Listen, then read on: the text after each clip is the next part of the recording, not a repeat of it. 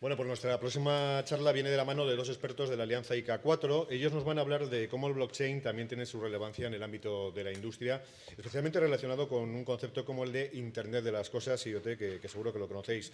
Nos lo van a contar Óscar Rubio, que es investigador del grupo Cybersecurity Internet of Things del área de TIC en IK4 Ikerlan, y Javier Añorga, investigador del grupo de análisis de datos y gestión de la información de la división de TIC en CEIT IK4. Chicos, todo vuestro.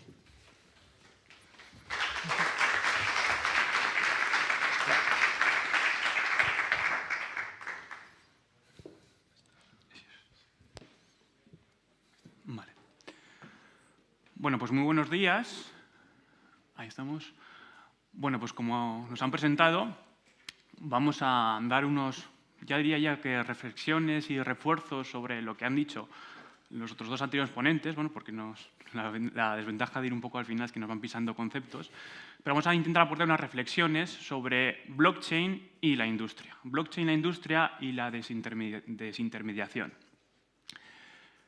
Vale, quiero presentaros este gráfico, esta figura, porque lo que conocemos muy bien hasta ahora de lo que es blockchain es lo referente a Bitcoin. Eso lo conocemos muy bien, la presentación que hemos tenido antes, etcétera, etcétera. Bitcoin nace en el 2008 con sus primeras concepciones teóricas, su paper de Satoshi Nakamoto. En 2009 aparecen ya la implementación práctica de Bitcoin, primeras transacciones. Bueno, nos damos cuenta de que Bitcoin lo soporta un protocolo y una tecnología bastante disruptiva, como el caso de que es blockchain, una tecnología descentralizada. Y entonces nos damos cuenta, o la comunidad se da cuenta, de que blockchain no solamente puede adaptarse muy bien al caso de criptomonedas, que lo hace realmente bien, sino que blockchain también se adapta, o se puede adaptar, lo estamos viendo ahora, muy bien a muchos casos de uso dentro de la industria, como ha hecho nuestro primer ponente, y no voy a repasar cada caso porque ya hemos tenido una reflexión bastante buena. Bueno, es una tecnología descentralizada que puede potenciar muchos casos en la industria, aportando veracidad sobre toda la infraestructura y no solamente sobre puntos centrales. Y bueno, no es para todos los casos, como hemos dicho.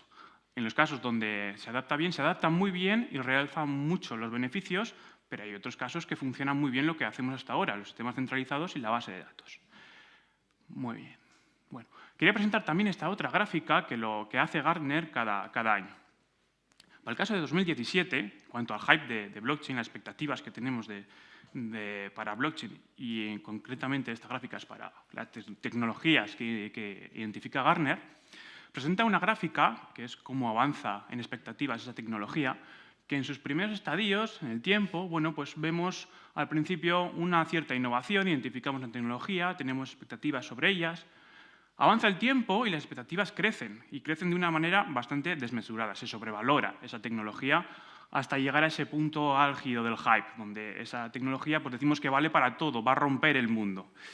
Vale, cuando pasa esa cumbre, pues rápidamente también nos vamos desilusionando. Esa tecnología pues no vale para lo que nosotros habíamos dicho, no nos gusta tanto. Hasta que algunas caen en ese valle, conocido a veces como el Valle de la Muerte, que las tiramos a la basura, esto no vale para nada, no seguimos con ello, fuera, adiós. Pero otras pasan ese Valle de la Muerte, y aquí es donde quitamos un poco el grano de la paja, y vemos que realmente pues, tienen cosas muy buenas. Tienen cosas muy buenas y que podemos aprovechar en nuestra industria, en nuestro caso de negocio, y ser productivos con ello, hasta que al final alcanzamos lo que se llama la meseta de la productividad, una tecnología madura, estable y que presenta productividad. ¿Dónde está blockchain? Pues blockchain está aquí. Ha pasado un poco ese punto superálgido del hype, pero todavía está álgido. Todavía estamos viendo que blockchain vale para todo, ¿no? Atravesaremos una curva de quitarnos expectativas de encima, de decir que blockchain ya no vale para tanto, que blockchain no es lo que esperábamos.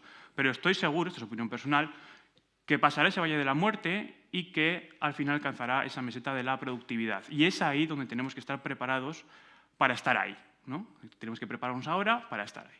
Opinión personal también. Ahora es el momento de pilotos, pruebas de concepto, como decíamos, proyectos, que nos separen el grano de la paja, que digamos para qué sirve realmente blockchain en la industria y para qué no sirve blockchain. Vale, La descentralización. Estamos hablando del IoT, descentralización, industria. ¿Por qué? ¿Por qué importa la descentralización? Bueno, pues es el camino más directo a la desintermediación, a quitar intermediarios. ¿Por qué es importante quitar intermediarios? Bueno, quitar intermediarios, en nuestro caso de negocio, siempre depende del caso de negocio, del caso de uso, puede ser altamente eficiente desde el punto de vista lógico. Ojo, blockchain es pésimamente eficiente desde el punto de vista de computación, una red distribuida, pero está haciendo muchas cosas a la vez que con un sistema centralizado somos más eficientes dentro del punto de vista de computación. Pero dentro del punto de vista lógico, del caso de negocio, quitar intermediarios puede ser muy, muy, muy eficiente. Otra causa de la desintermediación es poder agregar a jugadores más pequeños a esta red que trabaja en común. ¿Qué hacemos? Quitar puntos centrales con la descentralización, desintermediación. Estos puntos centrales pues, son susceptibles a fallos por sí mismos, a ataques, a ciberataques. Si yo tengo 3, 4, 5 servidores centrales en los que se basa mi tecnología, por ejemplo, el caso de Facebook no tiene 3, 4, tiene bastantes más, pero yo solamente, entre comillas, tendría que atacar esos puntos centrales para tirar abajo todo el servicio. Con blockchain, con las arquitecturas descentralizadas, tengo que atacar, vamos a decir, toda la red, en caso hay matices, para tirar abajo esa tecnología. Un matiz, en caso de Bitcoin, es hacerme con el 51% de la capacidad de cómputo de la red, entonces tiraría abajo la red o haría lo que yo digo. Más cosas. Veracidad apoyada por la infraestructura, derivado de antes, no por puntos centrales. La veracidad me la pone toda la infraestructura, no me la pone en puntos centrales. Coordinación de las entidades participantes en cuanto a intercambio de información y valor. Aquí vienen los smart contracts. Podemos automatizar acciones sin que haya intermediarios que me digan que esa acción se tiene que hacer. Sin que haya entes que me puedan aplicar censura sobre esa acción. Simplemente lo gobierna la red. Aparecen elementos distribuidos, tanto para soportar la red como para hacer un servicio de ellos. Aparecen como servicio también. Elementos distribuidos en cuanto a computación distribuida, almacenamiento distribuido, comunicación distribuida. Y por último, también, y no menos importante, nuevos modelos de negocio muy potentes y que están apoyados en la infraestructura en sí misma y en el interés común. Es decir, ya navegamos un poco desde mi negocio, en el que yo decía que este es mi negocio, que todos se vengan a mí, yo tengo mi servidor central, mi estructura centralizada, y todos vengan a mí, y yo gobierno lo que es mío. Bueno, aquí navegamos hacia una infraestructura común, en la que la clave es que todos trabajamos para un interés común y todos navegamos hacia un caso de negocio común.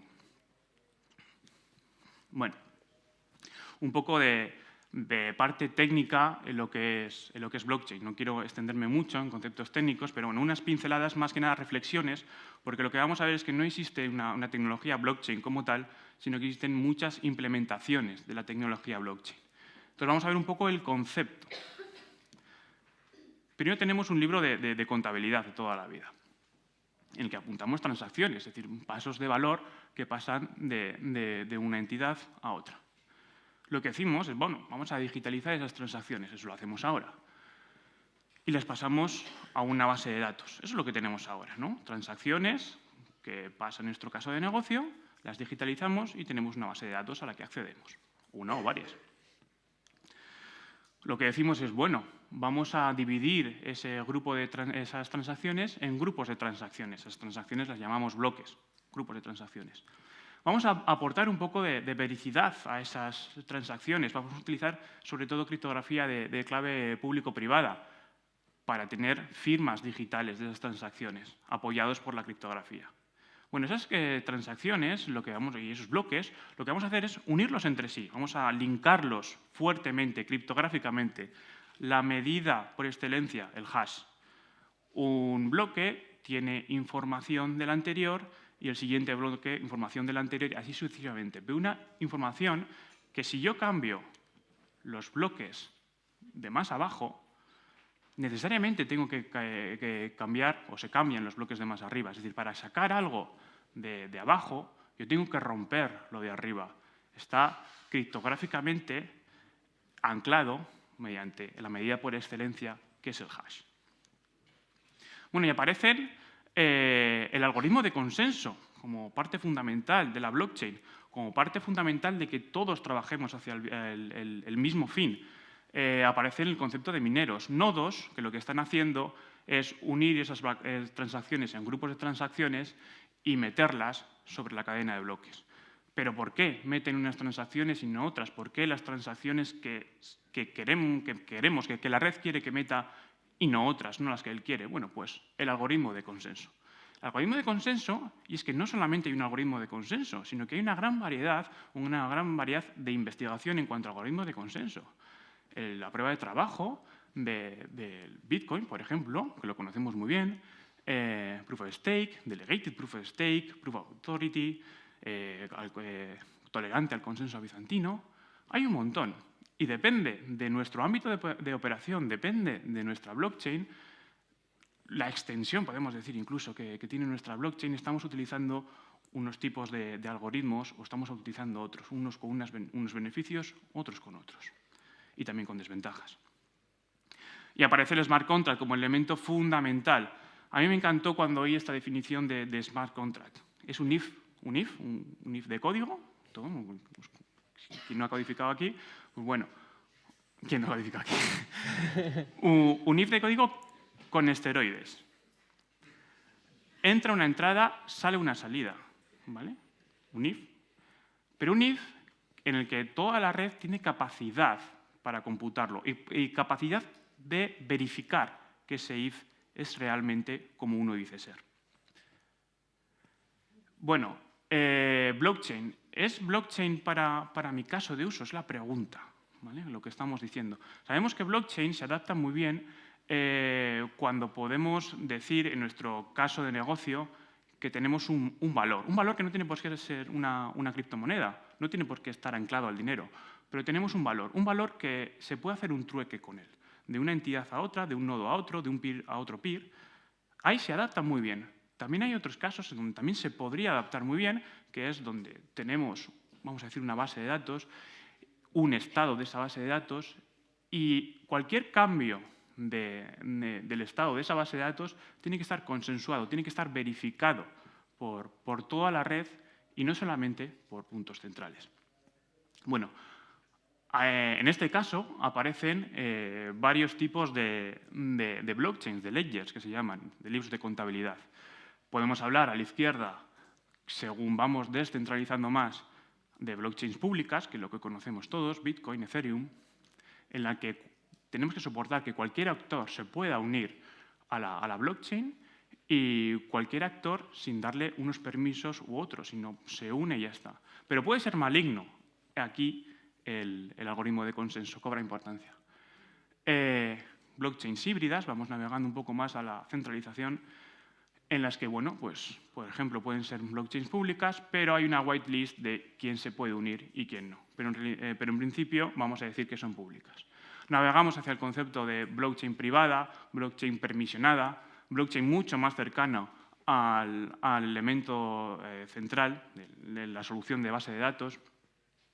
No quiere decir que esto no sea blockchain, no sea menos que los puristas, los tecnólogos puristas dicen que el elemento disruptivo, aquí coincido que lo más disruptivo es la parte de la descentralización, de las blockchains públicas, pero bueno, hay investigación y cosillas interesantes en lo que son las blockchains privadas y se pueden hacer cosas interesantes. Es verdad que como un paso más desde la centralización, no estamos en un caso totalmente descentralizado. Y bueno, y luego aparece la solución de toda la vida, la base de datos, la centralización. Vale, ¿es blockchain para mi caso de uso? Bueno, pues algunos aspectos. Ámbito de operación. ¿Dónde quieres operar con tu caso de negocio? ¿Quieres operar nada más dentro de tu casa, de tu empresa, entre dos oficinas? Pues, hombre, pues blockchain para eso. Pues igual no tiene sentido. Desintermediación. ¿Es muy importante para ti quitar intermediarios? ¿Es realmente crucial? ¿Lo ves como algo disruptivo en tu negocio? Pues blockchain es tu caso. O por lo menos tiene muchas papeletas. Activos digitales. ¿Puedes digitalizar tu activo? Estamos hablando de cambios de valor digitales. ¿O tienes un activo físico que puedes hacer una representación digital? ¿No puedes hacerlo? ¿Solamente estás hablando de activos físicos y no puedes darle una representación única en un mundo digital? Pues entonces igual blockchain no es tu caso.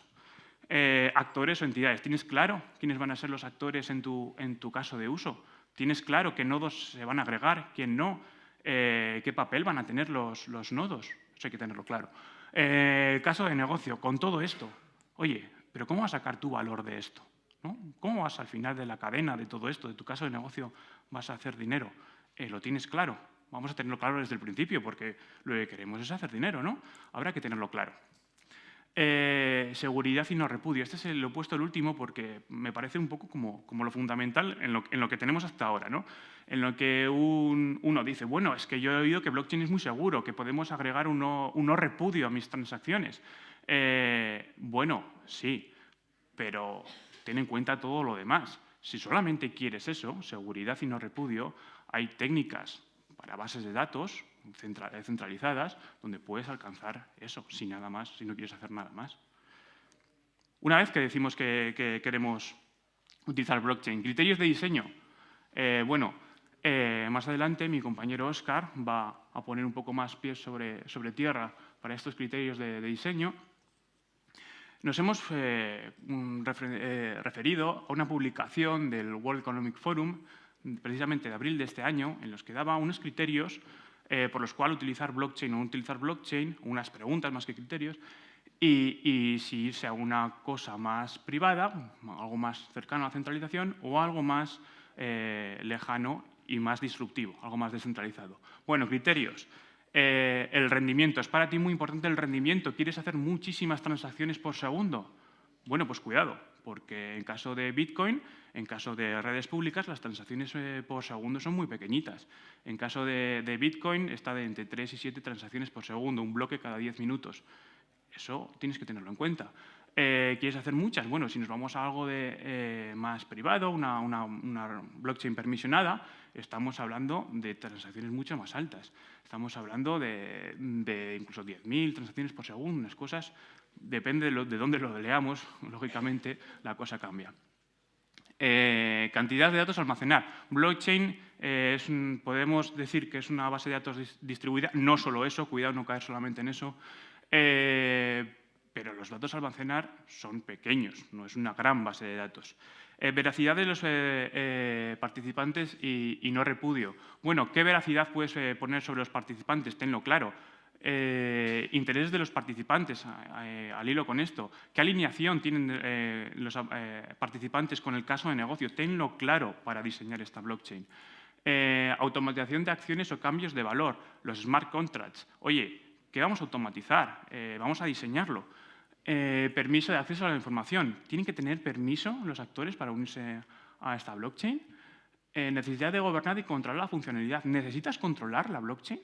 En el caso de las blockchain privadas lo podemos hacer, más lejano de lo que es el concepto de descentralización de blockchain pública, de Bitcoin y Ethereum. Pero en el caso de blockchains privadas lo podemos hacer, podemos sacar cosas relevantes de esto.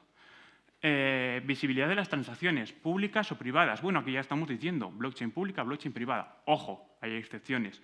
Hay blockchains públicas, como es el caso de Monero, en las que está diseñado para dar anonimato y que no se puedan ver así por las buenas las transacciones que uno ha hecho a lo largo de su vida, ¿no? Pero bueno, son una serie de criterios que nos va a decir si blockchain sí, blockchain no, blockchain de qué manera, qué diseño. Vemos que hay un montón de criterios y que es importante tener a un partner tecnológico que en estas pruebas de concepto, en estos proyectos, desgranemos el grano de la paja y nos quedemos con cuál es el diseño y cómo es de apropiado la blockchain para nuestro caso de negocio. Doy la palabra a Óscar. Muchas gracias. Bueno, lo primero, egunon a todos. Como ya se ha ido indicando a lo largo de todas las charlas, antes de lanzarnos a dar una solución técnica basada en blockchain, lo primero que tenemos que hacer es analizar fríamente si nuestro caso de uso se puede beneficiar de las propiedades de esta tecnología. Huyendo un poco de los ejemplos más típicos, como puede ser el de logística o el de salud, hemos decidido poner un ejemplo basado en smart grids. La primera pregunta que nos tendríamos que plantear es si realmente a nosotros nos interesa desintermediar en nuestro escenario. Pensemos que en un escenario de smart grid, si ponemos un agente central para la comercialización de energía, para empezar, esto va a suponer un coste para pagarle a este agente y, en segundo lugar, este agente de algún modo nos va a moldear el tipo de transacciones, el tipo de modelos de compraventa que van a ser aceptables. Esto irremediablemente va a beneficiar a algunos actores y va a perjudicar a otros. Podría ser mucho más interesante realmente olvidarnos de este agente central y permitir, en un escenario basado en blockchain, que cualquier usuario del Smart Grid pueda desplegar sus smart contracts que definan los modelos de compraventa que más les interesan. De esta manera, podríamos tener una variedad de casos de uso y de modelos de compraventa que coexistirán al mismo tiempo y que solamente estarían limitados realmente por la imaginación de los usuarios de la red de Smart Grid. En segundo lugar, nos tenemos que plantear cuál es la naturaleza de nuestro activo, y en este caso la electricidad no es un activo nativamente digital. Esto nos puede suponer un problema porque realmente blockchain tiene que trabajar con activos digitales o con activos que se representen digitalmente. En este caso, afortunadamente, ya contamos con los dispositivos en campo, con los smart meters, que nos permiten realizar mediciones del consumo y de la producción de energía. Con lo cual, estos smart meters pueden servir de puerta de entrada a introducir estas magnitudes dentro de blockchain, por tanto, habilitando transacciones de compra y habilitando transacciones de venta. El punto probablemente más crítico que tenemos aquí es en la construcción de nuestro blockchain y en la veracidad de los datos que éste contiene. Tenemos fundamentalmente dos tipos de datos. En primer lugar, los acuerdos de compra-venta. Yo, como productor de energía, puedo poner una oferta para vender una cantidad de energía y otro usuario puede decidir coger el testigo y decidir comprar mi energía. Los dos hemos firmado digitalmente esas transacciones que quedan registradas en blockchain, de forma que va a quedar inmutablemente y aceptado por toda la red nuestro acuerdo de compra-venta. Hasta aquí ningún problema. ¿Dónde viene el problema? Viene en la segunda parte. Yo ahora tengo que producir la energía que me he comprometido a producir, tengo que enviarla y el usuario que la ha comprado tiene que recibirla y los dos tenemos que dar fe de las cantidades. Yo puedo decir que la cantidad de energía que he producido efectivamente es la que yo había ofertado, y esto será atestado por mi smart meter conectado a blockchain, pero el receptor puede decir que él ha recibido otra cantidad distinta, inferior, con lo cual aquí tenemos un problema, porque tenemos dos cantidades distintas que han entrado al blockchain y que van a quedar almacenadas allí inmutablemente. Tenemos, por tanto, una inconsistencia, una laguna que hace que esto no funcione adecuadamente. Este es el punto más débil de este escenario y hay que pensar en una solución. Podríamos pensar en pedir unos mínimos, unos requisitos de calibración o de certificación de los smart meters que se utilizan dentro del escenario, o podríamos pensar en implantar algoritmos que de forma distribuida pudieran tomar mediciones en distintos puntos de la red para poder obtener una medida libre de errores. Porque de otra manera siempre podemos tener problemas desde el punto de vista del IoT en que el dispositivo, el smart meter, esté mal calibrado, esté defectuoso o haya sido hackeado. A mí, como productor de energía, me puede interesar hackear mi dispositivo para decir que yo produzco más energía de la que produzco, o como consumidor me puede interesar decir que yo estoy consumiendo menos energía de la que produzco, con lo cual es el punto más débil del escenario. Por otro lado, también podemos tener un problema con los tiempos de consolidación de las transacciones de compra y de venta. Y esto dependerá del dinamismo de nuestro escenario. Si nosotros, por ejemplo, fijamos, en el escenario más estático posible, fijamos un precio unitario de compra-venta a lo largo de un día. En este tipo de escenarios, da igual, entre comillas, que las transacciones de compra o las transacciones de venta se retarden incluso varios minutos, porque el resultado final va a ser igual o muy similar. Pero si estamos pensando en escenarios más dinámicos, como podría ser un escenario de pujas, en el que realmente yo oferto la energía y los compradores van a tener una ventana temporal para ir realizando pujas. Pensemos que si en vez de esas pujas llegar instantáneamente o con un retardo de muy pocos segundos, realmente llegan en bloque cada 10 minutos, que es lo que pasaría si nosotros basamos esta implementación en el blockchain de Bitcoin, sería un desastre. Pues realmente nos llegarían todas las pujas agrupadas de 10 en 10 minutos y eso alteraría la propia dinámica de las pujas y su resultado. Con lo cual, si queremos mucho dinamismo, tendremos que garantizar que las transacciones se consolidan cada pocos segundos. Otra cosa que tenemos que considerar es si hay algún tipo de marco de regulación legal respecto a los datos. En el territorio eléctrico sí que efectivamente, y dependiendo de los países, vamos a tener que procesar la información con unas ciertas medidas de seguridad. En este sentido, blockchain nos va a dar ya muchas de estas propiedades, ya que es una tecnología que está pensada hacia la anonimización de los participantes y de los datos, además de la integridad de la información, de su autenticidad, de su no repudio, de su auditabilidad y de su trazabilidad. Con lo cual, podría ser que hiciera falta reforzar el software para adaptarnos a la regulación de un país, pero el propio blockchain nos va a dar ya muchas propiedades de seguridad. con lo cual, en principio, no íbamos a necesitar un agente central que se encargue de este compliance. Sí que sería muy interesante, por otro lado, añadir ciertos actores a nuestro escenario, porque nos pueden dar un valor añadido. Por ejemplo, podríamos pensar en el papel que podrían tener las aseguradoras en este escenario. Por ejemplo, a cambio de una cuota, si yo me he comprometido a producir una cantidad de energía, pero no llego, esta aseguradora podría encargarse de darle una compensación económica a mi comprador. O, por ejemplo, también podría pensar que sería interesante involucrar a abogados que me hicieran el mapeo entre los smart contracts que están funcionando y el correspondiente contrato legal, que sería mucho más legible.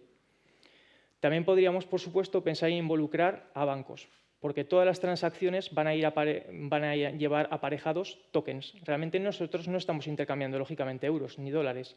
Lo que estamos intercambiando son unos tokens. Vamos a necesitar a unos agentes que nos permitan luego intercambiar estos tokens por dinero tradicional, por euros o por dólares o por otra moneda, o por otros bienes y servicios. Y por último, en una economía de este estilo que ya está tokenizada y que es totalmente digital, también podríamos pensar, o bueno, Hacienda podría pensar que es interesante que todas nuestras transacciones ya lleven la carga de impuestos correspondiente y que vayan a una cuenta del blockchain reservada, pues eso, a Hacienda, para que la carga de impuestos fuera instantánea. En un escenario de este estilo, la finalidad última, por supuesto, es el intercambio de valor y vamos a tener distintos modelos que pueden coexistir. Podríamos tener, por ejemplo, unos mecanismos que se dedicaran a agregar toda la oferta, a agregar toda la demanda y a realizar emparejamientos en base a criterios lógicos, como puedan ser, por ejemplo, la proximidad geográfica. Pero también, como he indicado antes, podríamos tener otros mucho más dinámicos en los que yo, por ejemplo, voy a ofertar mi energía y varios pujadores van a pujar al alza hasta alcanzar mi precio deseado o hasta que termine la ventana temporal para hacerse con mi energía. O podríamos tener el sistema inverso. Yo puedo decir que yo necesito una cantidad de energía y los productores podrían pujar a la baja para ver quién es el que me la ofrece más barato. Una habilidad básica que vamos a necesitar todos los participantes de una red de Smart Grid para poder interactuar con ella, lógicamente, es el poder escribir en el blockchain. Para poder desplegar nuestros smart contracts va a ser necesario modificar, añadir nuevos bloques al blockchain, pero además para interactuar con estos smart contracts, por ejemplo, para utilizar la función de puja, también va a ser necesario realizar una escritura indicando quién soy yo, cuál es mi identificador e indicando también cuál es la cantidad por la que estoy pujando. Y también vamos a necesitar, lógicamente, todos por transparencia, permisos de lectura, porque yo, por ejemplo, puedo haber pujado por una cantidad de energía y veo que al final no se me ha adjudicado. Si yo no me fío de que el smart contract esté funcionando adecuadamente tal como estaba predefinido, yo puedo meterme en la cadena de bloques, localizar las transacciones relativas a la puja y puedo ver que durante la ventana temporal predefinida en el smart contract realmente ha habido otros pujadores que a mí me han sobrepujado y que el ganador ha pagado la cantidad de energía que él se había comprometido en la puja. Con lo cual he visto que realmente pues, no se me ha asignado la energía, pero no ha habido nada extraño, simplemente ha seguido su operativa normal. Finalmente, y si decidimos apostar en Smart Grid, y yo creo que sería interesante, por una solución basada en blockchain, tendríamos que pensar en el modelo de blockchain que nosotros queremos instalar. En primer lugar, tenemos que pensar si vamos a ir a un blockchain público ya existente, lo cual nos ahorra costes de despliegue, o queremos implementar nuestro propio fork, nuestra propia versión de un blockchain. En este caso, yo creo que habría muchos usuarios del Smart Grid que, en general, preferirían que sus datos de transacciones no estuvieran abiertos a todo el mundo. Porque si nosotros ponemos esto, por ejemplo, en Ethereum, que es un blockchain público, pues nuestras aplicaciones de Smart Grid van a compartir espacio con otras aplicaciones que no tienen nada que ver, con aplicaciones de logística, de salud. Con lo cual, cualquier usuario de Ethereum que sea ajeno al Smart Grid igualmente puede ver mis transacciones. Con lo cual, yo creo que en aras de privacidad sería más interesante crear una versión privada o de consorcio del blockchain. Y precisamente si ya estamos creando nuestra versión de blockchain, nosotros también podemos tunearla. Fundamentalmente podemos elegir dos parámetros. El primero es la frecuencia de generación de los bloques. Es decir, cuál es el retardo que yo voy a tener desde que ejecuto una función hasta que se consolida. Pensemos de nuevo en la puja. Nosotros podemos considerar que el máximo aceptable desde que yo pujo hasta que se consolida es 1 segundo. Entonces nosotros vamos a poner una frecuencia de generación de bloques de 1 segundo. Por contra, Cuanto más rebajemos esta ventana, más overhead vamos a crear en la cadena de bloques. Es decir, vamos a crear más datos innecesarios, datos criptográficos, para darle seguridad. Con lo cual tenemos aquí un trade-off. Luego, además, como bien ha dicho antes Javier, vamos a tener que elegir cuál es nuestro algoritmo de consenso. Si nosotros nos basamos en Ethereum, está el algoritmo de consenso que está basado en prueba de trabajo, que es un algoritmo muy ineficiente desde el punto de vista de consumo de recursos. Si nosotros creamos nuestro propio blockchain, que puede ser una versión de Ethereum, por ejemplo, nosotros podemos elegir un algoritmo de consenso, como pueda ser Casper, como pueda ser Tendermint, que nos va a dar un nivel de seguridad adecuado para este escenario con unos recursos mucho más bajos. Y si finalmente no nos hemos asustado después de todas estas preguntas y decidimos seguir adelante y ya hemos decidido cuál es el modelo de blockchain por el que vamos a apostar, todavía tenemos que plantearnos otros elementos que nosotros vamos a tener que introducir en nuestra arquitectura blockchain industrial. Concretamente, vamos a tener que planificar el uso de Smart Oracles, también de Smart Contracts auditados, de aplicaciones distribuidas, de las dApps y también de wallets personales. ¿Qué es cada uno de estos elementos? En primer lugar, tendremos los Smart Oracles, que vienen a colación del papel que en el escenario anterior tenían los Smart Meters. Son aquellos dispositivos que nos van a permitir sensar magnitudes físicas e introducirlas a blockchain con seguridad. Para que esta atestación de la medida funcione correctamente, vamos a tener que contar con un hardware seguro que maneje todas las claves criptográficas y que asegure que no pueden ser corruptas y que no pueden ser copiadas. Y además vamos a tener que asegurarnos de que están bien calibrados para que las medidas sean confiables y no sean ruidosas. Además, todo el backend va a estar basado en los famosos smart contracts que ya han introducido antes Javier. Para que un smart contract funcione con seguridad tiene que haber sido diseñado siguiendo unas best practices y, a ser posible, tendremos que basarnos en algún framework de desarrollo de referencia, como pueda ser, por ejemplo, OpenZeppelin, que ya nos va a dar una serie de templates seguros de programación y nos va a facilitar también unas librerías de smart contracts que ya han sido auditados previamente. Así, las líneas de código que nosotros tenemos que desarrollar y que son susceptibles de fallo son muchas menos. Dentro de estas best practices de programación de smart contracts vamos a tener que permisionar mucho todas nuestras funciones. Una vez que nosotros ponemos nuestro smart contract en blockchain, cualquiera puede intentar ejecutar cualquier función. Si está mal permisionado, puede ser que, por ejemplo, la función de retirada de dinero del blockchain sea ejecutada por cualquier actor, con lo cual nosotros perderíamos nuestro depósito de criptomonedas dentro de un smart contract. Con lo cual, todo tiene que estar muy bien permisionado y todo tiene que estar orientado al fallo. Tiene que haber una función de botón del pánico que, en caso de que el smart contract empiece a funcionar mal, yo que lo he desplegado pueda congelarlo para que no siga operando. Además, es muy interesante que antes de desplegar un smart contract en producción, nosotros hagamos una pequeña bug bounty, una captura de bugs en desarrollo. Nosotros, el smart contract que ya internamente hemos auditado, lo podemos poner en una testnet, por ejemplo, Ethereum cuenta con varias testnet, y podemos poner una cierta cantidad de dinero. De forma que si alguien es capaz de ejecutar cierta función que hace que el smart contract se rompa, se llevará la recompensa y nosotros aprenderemos cómo lo ha roto y podremos subsanarlo antes de ir a producción. Y por último, también podríamos pensar en monitorizar la actividad del smart contract, sobre todo qué flujos de dinero están entrando y qué flujos de dinero están saliendo para poder detectar en tiempo real patrones erróneos o patrones de mal funcionamiento. Por último, tenemos que considerar cuáles son los puntos de interacción del usuario con nuestra aplicación y, por supuesto, va a ser a través de las dApps, que son el concepto que nosotros tenemos de una aplicación, pero en los que el backend está distribuido, son los smart contracts, y en los que el frontend, el código de JavaScript, el HTML, el CSS, no está puesto en un servidor web centralizado, sino que es distribuido también utilizando protocolos como IPFS, como Swarm, como Whisper. Finalmente, cada usuario va a necesitar un wallet. Cada usuario va a tener una cuenta asociada y unas criptomonedas, y esto se va a proteger mediante una clave privada. Para su gestión podemos tener un wallet hardware, que sería como un lapicero USB, o podríamos tener la versión software. Por ejemplo, podemos tener una extensión del navegador como es MetaMask, que se va a encargar de gestionar nuestro wallet, de gestionar nuestras distintas cuentas en los distintos blockchain. Ya por último, pues he incluido unos mockups de una posible aplicación web para el escenario de de Smart Grid. Aquí tendríamos, pues, la primera pantalla sería el típico dashboard de monitorización, el que nosotros podemos ver el mercado de compra-venta, podemos ver los distintos actores que están pujando, realizando, pues, intentos de compra de una cantidad de energía a lo largo del tiempo.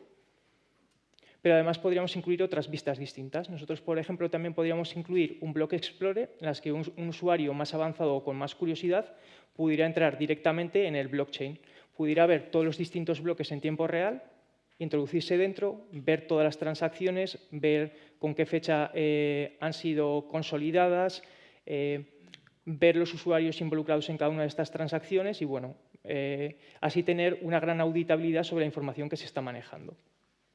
Y por último, pues también podríamos incluir otras vistas adicionales, por ejemplo, para monitorizar KPIs relativos a la red blockchain en sí, para ver cuántos nodos tiene, cuántos mineros dentro de esa red, el periodo de actividad, etc. Vale.